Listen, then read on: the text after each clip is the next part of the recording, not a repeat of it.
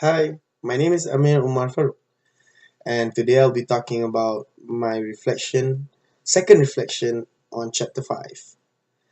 Well, my prediction for this chapter was a little different as there were a lot more sections to read on compared to the other chapters before. And honestly, I did not manage to finish all my readings and half a video on Blackboard due to my heavy load in school currently right now.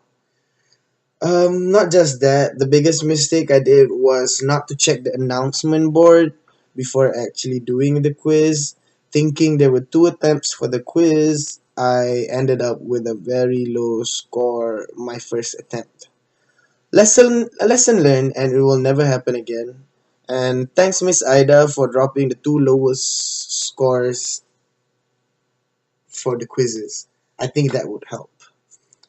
Alright, for next week, I'll have to plan my schedule so that I will be able to manage to finish all the materials before actually doing the quiz. I'm gonna need to learn how to manage my time. I'm gonna need to utilize the planner that I have, make sure I have everything written down in there, plan my week nicely so that I can finish all the materials and get good scores for my quizzes. Alright then, so for this chapter, the part that still confuses me the most is to differentiate state power and federal power.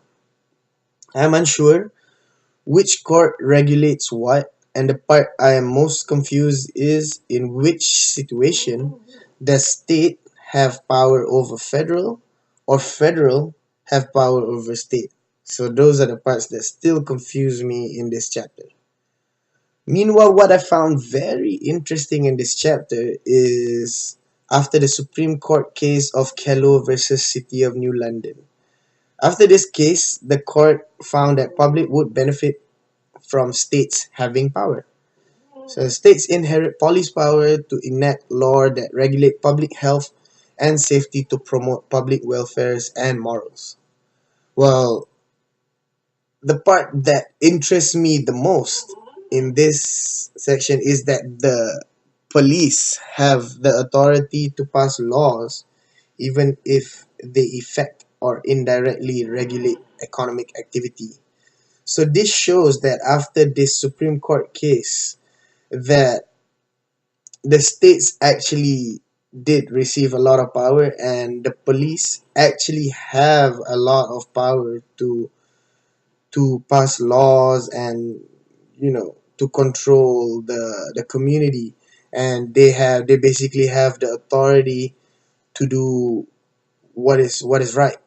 And I found that very interesting in this chapter. And that will be all from me. Thank you very much.